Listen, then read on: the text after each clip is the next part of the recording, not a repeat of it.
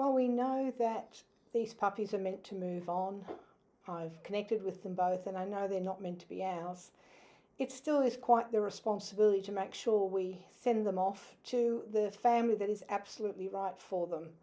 And we will miss the little buggers. Today is the meet and greet for Spark.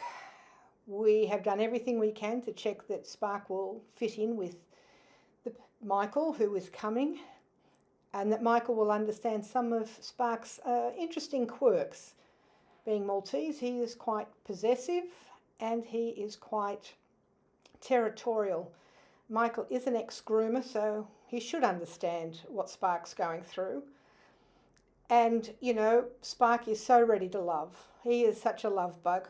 I've said this in every single video I've made of him. This one had his meet and greet and didn't show the best side of himself. He showed all his Maltese aspects of being protective, and this is because he is such a strong bonder. He has bonded to me and then to Graham so strongly that he sees this house as his domain. When Arch and a prospective adopter came, he growled, he made moves to try and bite them, and I left them both outside. That's what Arch decided, was to just have me hidden in the house while they spent their time trying to bond with him, using, well, in the end, chicken. Boiled chicken was his favourite, just to get him to make a connection of some sort to them. And a little progress was made there.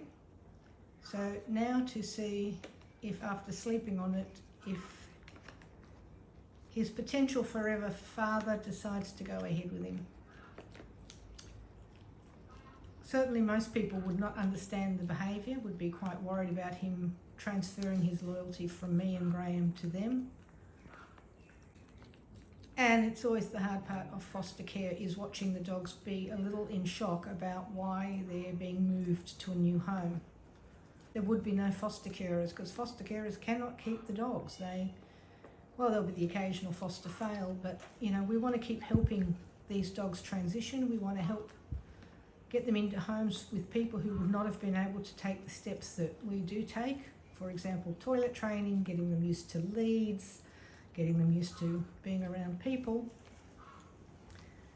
So you need the transition person, because this way we also then get to know their personalities, their quirks, and we can make sure they go to the exact right home so that they won't need to be dumped, that they will be forever loved